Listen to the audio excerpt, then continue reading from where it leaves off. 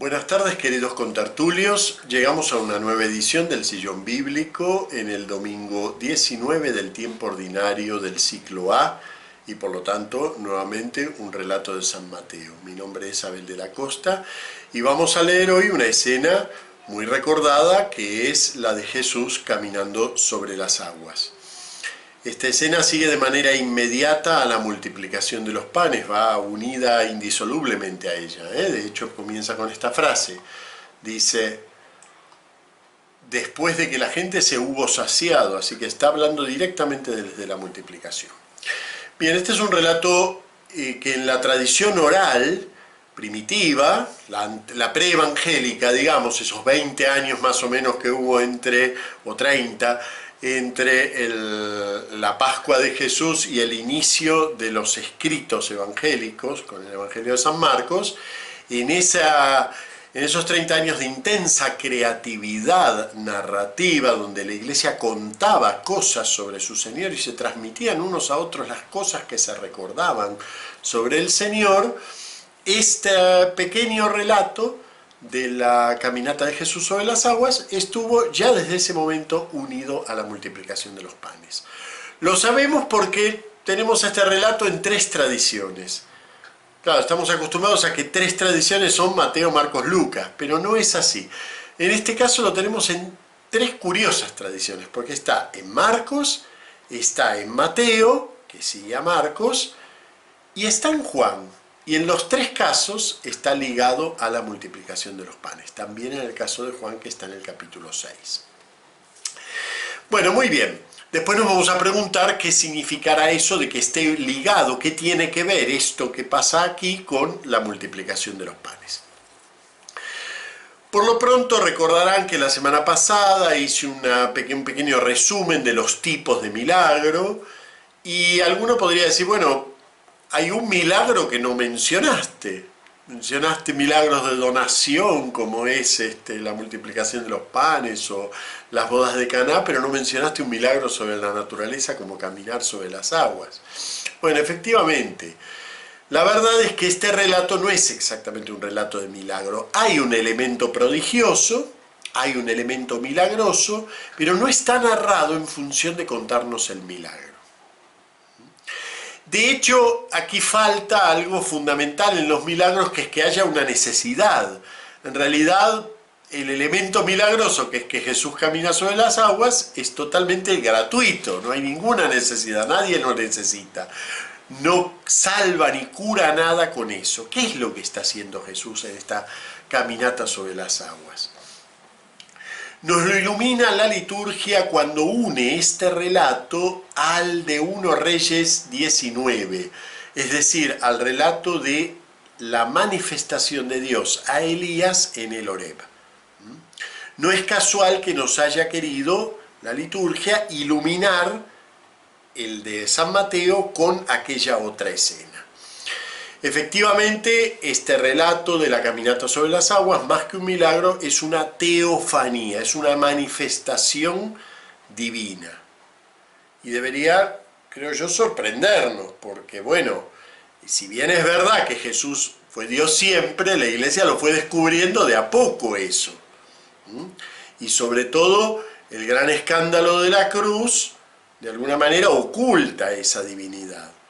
Pero justamente San Mateo nos quiere mostrar que a lo largo de su ministerio, Jesús fue preparando a los suyos para afrontar ese escándalo de la cruz. Y entonces en medio del Evangelio aparece esta escena teofánica, en donde Jesús se manifiesta en la profundidad de su ser, como verdaderamente Hijo de Dios. El Hijo de Dios es un título que se podría entender livianamente. También David es hijo de Dios en un sentido, el rey David, en un sentido liviano, digamos, en el sentido en que Dios está con él, en el sentido en que lo apoya, podríamos entenderlo así, pero no. Vamos a ver que esto es una escena teofánica, es decir, aquí Hijo de Dios se entiende en la plenitud de su significado. Verdaderamente Jesús pertenece a la intimidad de Dios. Y hay un aspecto de la teofanía que está muy bien iluminado por la primera lectura. Vamos a ver cómo comienza. En esa primera lectura Elías está un poco deprimido, está cansado de que la causa de Dios está en retroceso en Israel. Él es un profeta de Dios, pero es un profeta perseguido. No ha logrado, a pesar de que casi obtiene una victoria frente a los profetas de los ídolos, no ha logrado realmente llevar adelante la causa de Dios. Camina hacia el monte de Dios, pero mientras camina hacia el monte de Dios se desea la muerte, no le ve salida a su ministerio, y llega al monte de Dios, llega a la cumbre. Dice: en aquellos días cuando Elías llegó al Horeb, el monte de Dios, se metió en una cueva donde pasó la noche. Y aquí comienza la teofanía. El Señor le dijo: sal y ponte en pie en el monte ante el Señor. El Señor va a pasar. Ese es un elemento central de la teofanía. La teofanía es siempre una iniciativa de Dios. No es algo que se nos ocurre a nosotros que Dios haga, ¿no? Que nos monte el espectáculo. No, es una iniciativa de Dios. Dios quiere manifestarse ante su criatura. Es verdad que ante un momento de angustia, ante un momento de necesidad, pero es una acción libre de Dios. Dios quiere manifestarse. El Señor va a pasar, dice aquí. En la versión de San Mateo, de San Marcos, de la caminata sobre las aguas, precisamente dice que Jesús quería pasar delante de ellos. Y hay que entenderlo en este sentido teofánico. Esa frasecita no está en la versión de San Mateo, posiblemente la considero demasiado oscura para conservarla. Pero sin embargo, en el inicio de la versión de San Mateo se nota esa libertad del Dios que se revela en la teofanía. Dice: después de que la gente se hubo saciado, Jesús apremió, otras versiones dicen Jesús obligó, es un verbo muy fuerte el que usa aquí, a sus discípulos a que subieran a la barca y se le adelantaran a la otra orilla, mientras él despedía a la gente. Jesús provoca la situación teofánica. No es una situación sobrevenida, no es que la barca estaba lejos, entonces voy a hacer la caminata sobre las aguas. No, Jesús provoca una situación que va a llevar a esa manifestación teofánica. Así como Dios lo atrae a Elías hacia el monte Horeb y luego se produce la manifestación. No voy a leer la lectura entera de Reyes, es breve, pero realmente cabría analizarla por separado. Préstenle mucha atención, es una lectura realmente preciosa. Bueno, muy bien. ¿Cuál es el núcleo de la teofanía? El núcleo de la teofanía bíblica es que Dios se manifiesta, podríamos decir, en la totalidad de su ser. Claro, la totalidad de su ser es algo que el hombre no puede ver. Entonces, las teofanías bíblicas recurren a símbolos para indicar que de alguna manera Dios protege a su hombre, a su ser humano, lo protege de la intensidad del ser divino. En el caso de la teofanía en el Horeb, Dios le va a indicar a Elías que se cubra, porque va a pasar. En el caso de esta teofanía ocurre de madrugada. Es un horario que en algunos textos teofánicos del Antiguo Testamento indica la hora en que se manifiesta Dios. Cuando está ya amaneciendo, pero todavía es oscuro. ¿Por qué? Porque la vista del ser de Dios nos podría deslumbrar, nos mataría. Bien. Los discípulos creen que es un fantasma natural, es una cosa medio rara, hay alguien caminando sobre las aguas, ¿quién es ese que viene? Y Jesús les responde con una frase, dice: Jesús les dijo enseguida: ánimo, soy yo, no temáis, no tengáis miedo. Ánimo, soy yo, no temáis. 3 elementos que forman parte del mensaje teofánico de Dios. Cuando Dios se manifiesta es precisamente para dar ánimo al hombre y aplaca el miedo del hombre. Y sobre todo lo aplaca, en el modo de hablar de la Biblia, lo aplaca pronunciando su nombre. Soy yo. Es verdad que yo soy es una fórmula de autoidentificación. ¿Quién anda ahí? Soy yo. Y ya me reconocen la voz. Soy yo. Es una fórmula de autoidentificación, pero esto no está contado en Cien años de soledad ni en el Quijote, esto está dentro de la Biblia. Y dentro de la Biblia la expresión yo soy remite de manera muy directa a la expresión divina por excelencia, al nombre de Dios. En Éxodo 3:14, cuando Moisés le pregunta a Dios, bueno, ¿y qué les digo a los israelitas cuando me digan quién eres?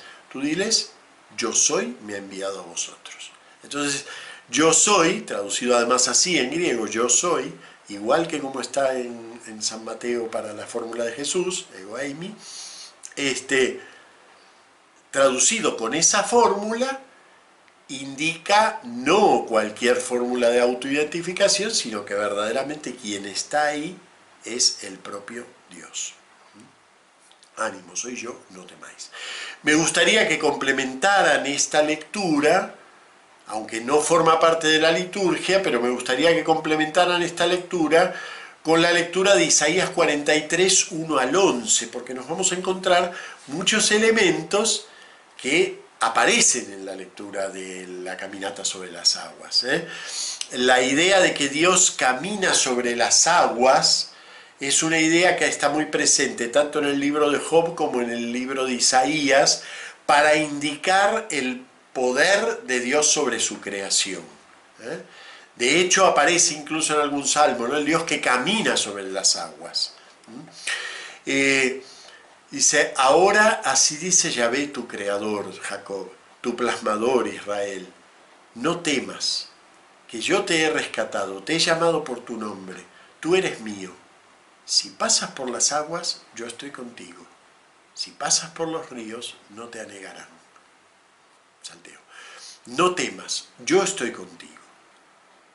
Salteo otra vez. Vosotros sois mis testigos, oráculo de Yahvé, y mi siervo a quien elegí, para que me conozcáis y me creáis a mí mismo, y entendáis que yo soy. Fíjense, están esos mismos elementos, el ánimo, no temas, y el yo soy, la fórmula de presentación de Dios, que lo que hace en ese acto no solo se manifiesta, no se manifiesta desde luego como un espectáculo, ni solo se manifiesta para darse el gusto, sino que se manifiesta en una situación en la que el hombre necesita ese ánimo, porque siente que la causa de Dios está anegada.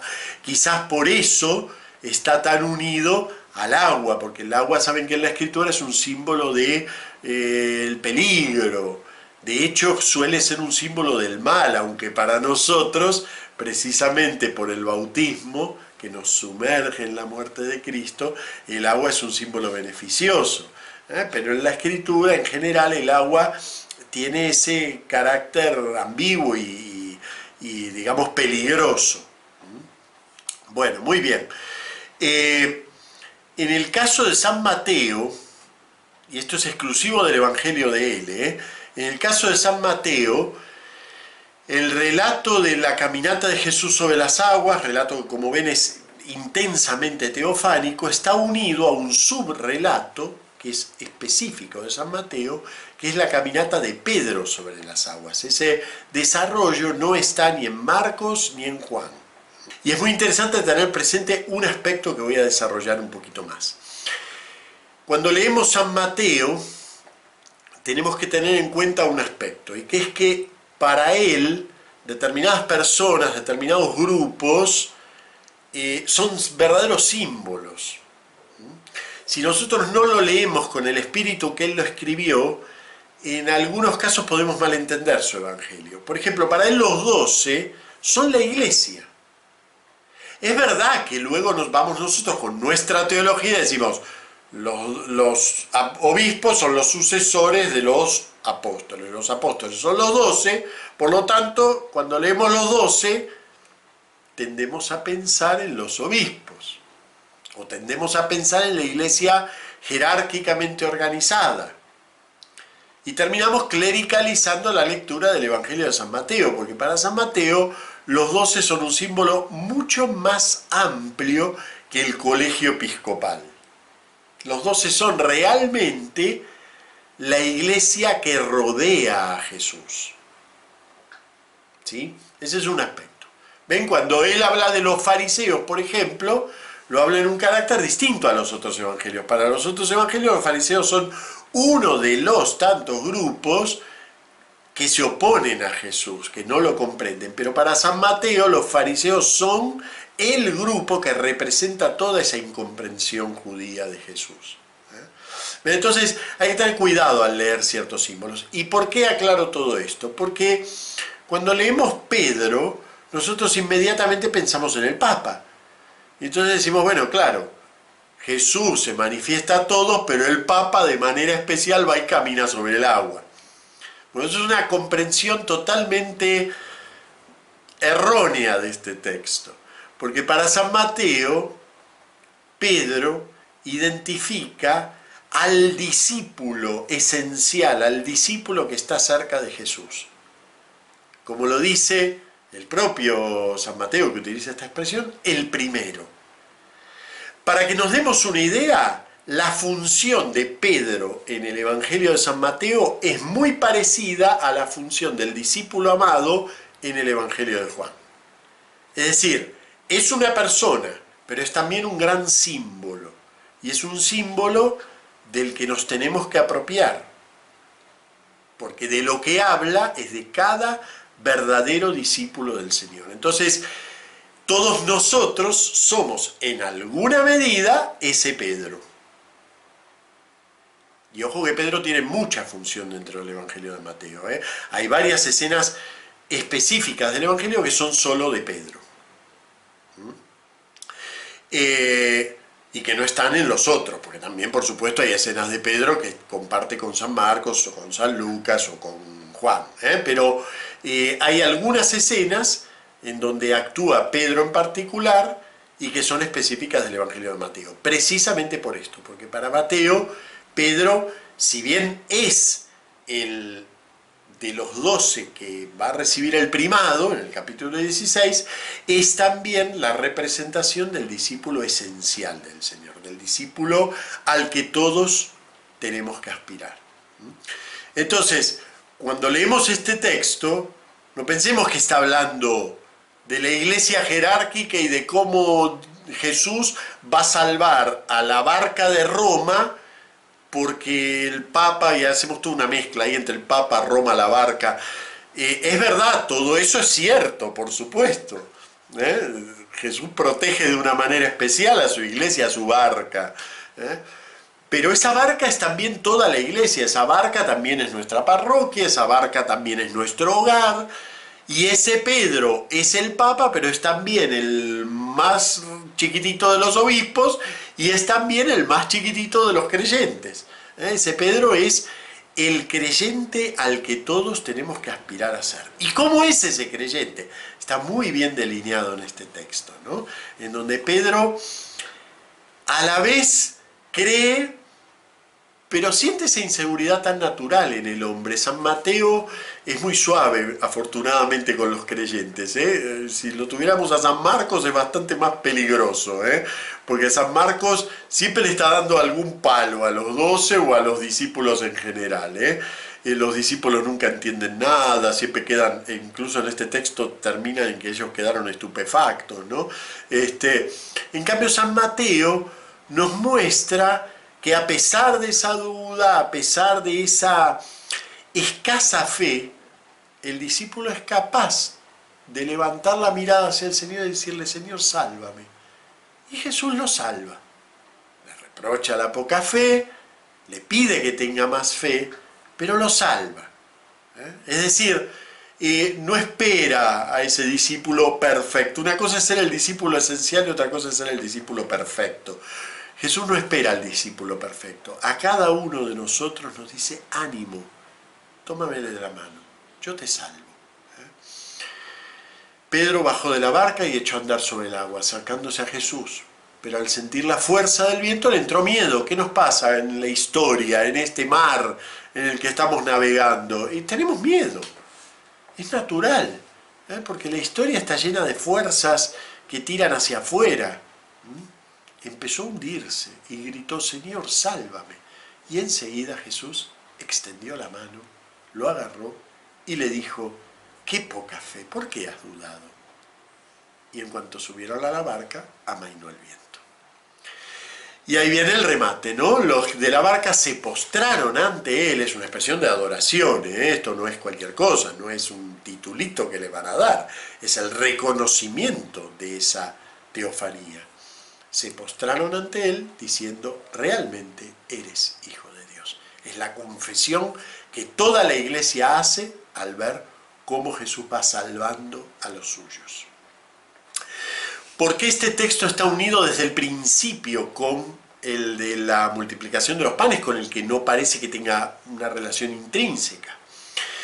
Meyer aventura una hipótesis muy interesante. Dice, si desde el principio los creyentes vieron en la multiplicación de los panes una escena que podía ayudarles a interpretar la Eucaristía, no es que sea específicamente una escena eucarística, pero el banquete los ayudó a los primeros cristianos, y nos sigue ayudando a nosotros, a interpretar el encuentro con el Señor en el banquete eucarístico.